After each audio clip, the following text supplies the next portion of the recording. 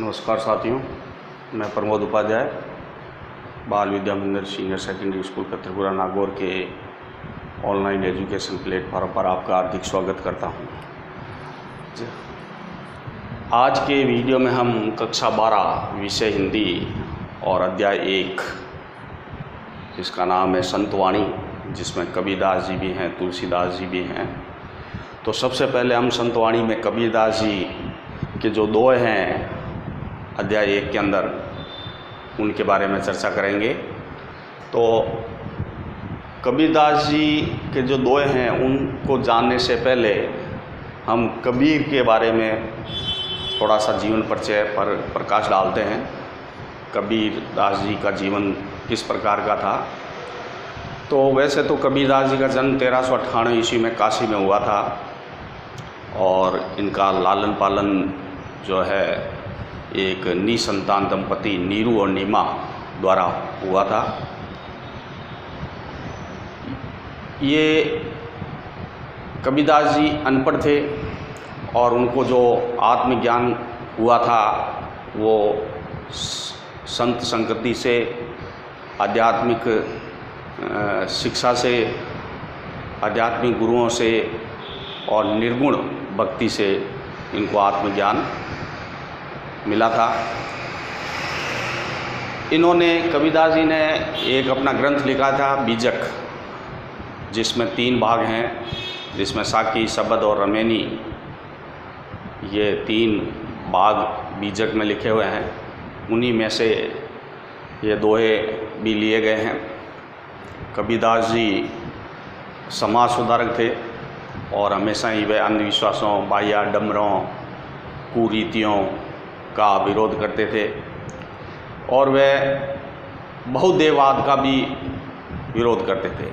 यानी वो मानते थे कि ईश्वर एक है, अलग अलग नाम से उनको पुकारा जाता है, लेकिन ईश्वर है वो एक ही है। तो वह बहुदेववाद का भी विरोध किया करते थे। तो इस प्रकार से कबीरदास जी जो थे उन्होंने काफ़ी कुछ दोहों में हमें शिक्षा दी है कि इस प्रकार से अपने जीवन को चलाना चाहिए, जीवन में विकास करना चाहिए।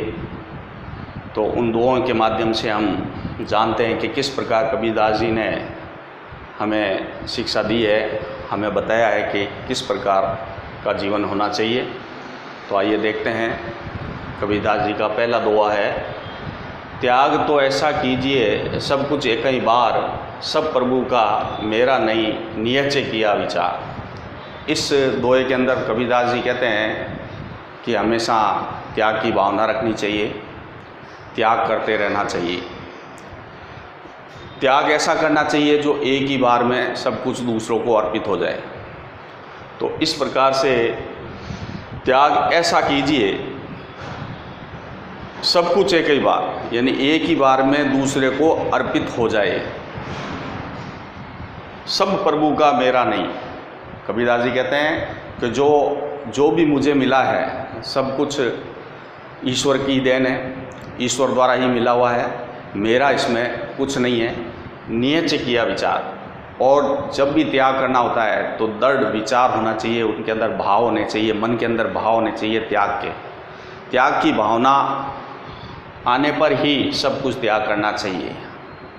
तो इस तरीके से कबीरदास जी ने बताया है कि मनुष्य को हमेशा त्याग की भावना रखनी चाहिए, दूसरों को कुछ न कुछ अर्पित कर देना चाहिए। ये मन के अंदर दृढ़ विचार, दृढ़ भावना होनी चाहिए और सोच समझकर त्याग करना चाहिए। तो इस तरीके से कबीरदास जी ने हमें ये शिक्षा दी है इस दोहे के जरिए। अब दूसरा दोहा है कि सुनिए गुण की वार्ता, अगुण लीजिए नहीं।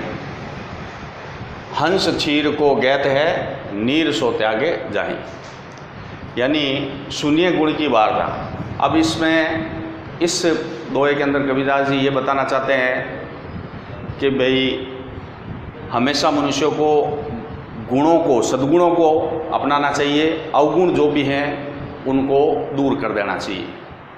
ये कबीरदास जी इस दोहे के अंदर में बता रहे हैं कि मनुष्य को गुणों को ग्रहण करना चाहिए, अवगुणों को बाहर, मन से बाहर निकाल देना चाहिए।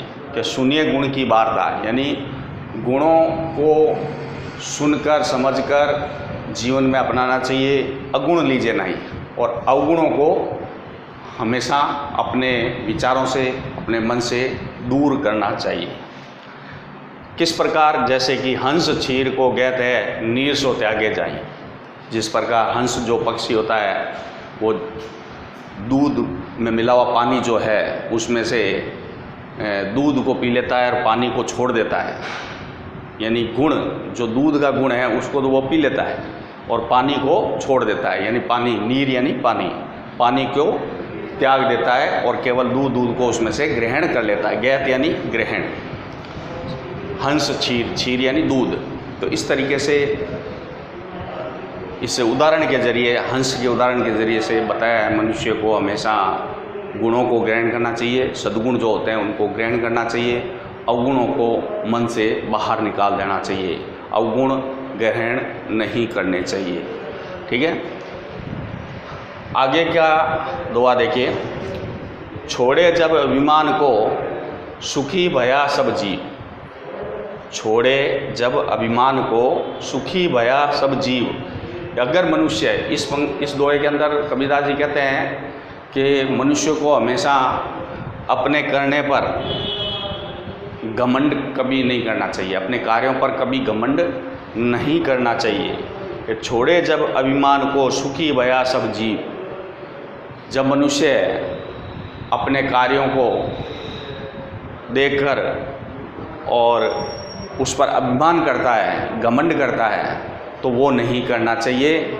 अगर अपने मन से घमंड को बाहर निकाल देगा तो उसकी आत्मा सुखी होगी, सब तरीके से वह सुखी होगा, सब तरीके से सुखी भया सब जीव, सभी जीव वो सुखी होंगे, उसकी आत्माएं सुखी होगी। ठीक है, खुश होगी। भावे कोई कछु कहे मेरे ही है निज पीऊ, भावे कोई कछु कहे मेरे ही है निज पीऊ। तो चाहे कोई कुछ भी कहता रहे, लेकिन कबीरदास जी कहते हैं चाहे कोई कुछ भी कहता रहे, मेरे हृदय में हमेशा, मतलब अभिमान नहीं है, घमंड नहीं है, अहंकार नहीं है, मेरे हृदय में हमेशा पीयू, पीयू का मतलब क्या होता है? पीयू का मतलब होता है प्रिय, यानी हमेशा मेरे हृदय में प्रिय की भावनाएं होती है। स्वयं के अंदर सुखी आत्माएं जब सुखी हो जाती हैं तो परमात्मा और आत्मा दोनों का मिलन हो जाता है और आनंददायक प्रतीत होती हैं। आत्मा जब सुखी होगी तो परमात्मा जो है वो आनंददायक प्रतीत होती है। तो इस तरीके से छोड़े जब अभिमान को सुखी भया सब जीव। जब मनुष्य अगर अभिमान को छोड़ देता है, अभिमान को त्याग देता है, तब उसकी आत्मा सुखी हो जाती है सब तरीके से। और भावे कोई कछु कहे, चाहे कोई कुछ भी कहता रहे, लेकिन मेरे हृदय में हमेशा आत्मा जो है वो प्रिय है और आत्मा सुखी है, जिससे आत्मा और परमात्मा आनंददायक प्रतीत होती हैं। ठीक है, अब अगला देखो, कबीरदास जी क्या कहते हैं? जाति ना पूछो साधु की, जाति ना पूछो साधु की, पूछ लीजिए ज्ञान। अब इस पंक्ति में, इस दोहे के अंदर बताया गया है कि जाति ना पूछो साधु की, कि मनुष्य को हमेशा साधु की जाति नहीं पूछनी चाहिए। साधु की कोई जाति नहीं होती है, साधु के अंदर ज्ञान होता है, उस ज्ञान को प्राप्त करना चाहिए, ना कि उसकी जाति पूछनी चाहिए कि किस जाति का है, क्या नाम है।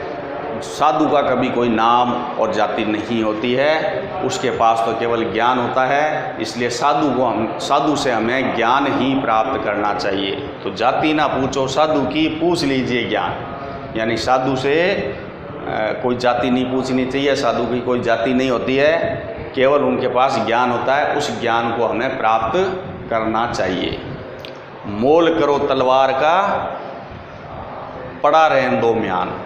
तो अब इसमें जो है उदाहरण के तौर पर समझाया है कि किस प्रकार कि मोल करो तलवार का, पड़ा रहे दो म्यान। जब तलवार जो किस में होती है, तलवार जो म्यान में पड़ी रहती है, म्यान जो ऊपर का कवच होता है तलवार का, जो क्या कहते हैं उसको, एक सुरक्षा कवच तलवार के लिए तो तलवार रखी जाती है, तो वो म्यान में रखी जाती है।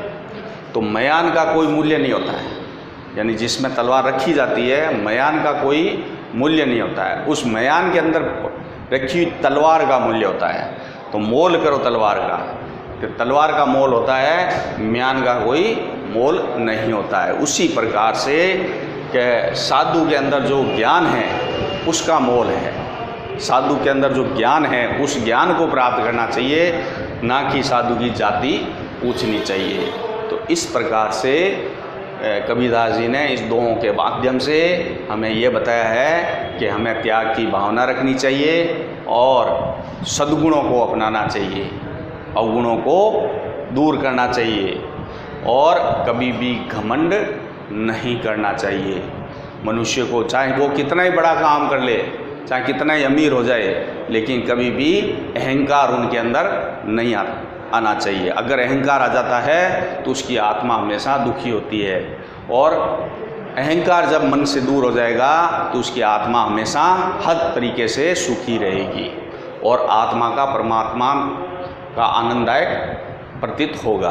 तो इस तरीके से ये बताया गया है, और साधु से हमेशा ज्ञान की बातें पूछनी चाहिए, साधु से हमें ज्ञान ग्रहण करना चाहिए, ना कि उसकी जाति और ना ही उसके बारे में पूछना चाहिए, केवल उससे ज्ञान प्राप्त करना चाहिए, क्योंकि साधु संतों के पास बहुत सारा ज्ञान होता है, उस ज्ञान से ही हमारे जीवन का विकास होता है। तो इस तरीके से ये कबीरदास जी ने इन दोहों के माध्यम से हमें ये शिक्षा दी है, और इसी से हमारे जीवन का विकास हो सकता है। तो इसको आप नोटबुक में नोट करेंगे। अगले वीडियो में मैं आपको इससे आगे वाले जो दोहे हैं उनके बारे में बताऊंगा। इसमें जो कठिन शब्द हैं उनके बारे में थोड़ा सा फोकस डालते हैं, जैसे कि एक कई बार का मतलब एक बार। त्याग जानते ही हो, त्याग का मतलब क्या होता है, नियच्य यानी सोच समझ कर।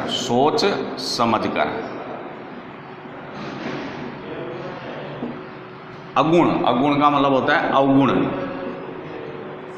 अगुण का मतलब होता है अवगुण। और क्षीर का मतलब दूध। हंस पक्षी होता है। गैत यानी ग्रहण करना। नीर यानी क्या होता है, पानी, जल, ठीक है। अभिमान, घमंड, अहंकार जिसको कहते हैं अहंकार, ठीक है। सुखी भया जीव यहाँ पर क्या होता है, जीव का मतलब होता है आत्मा।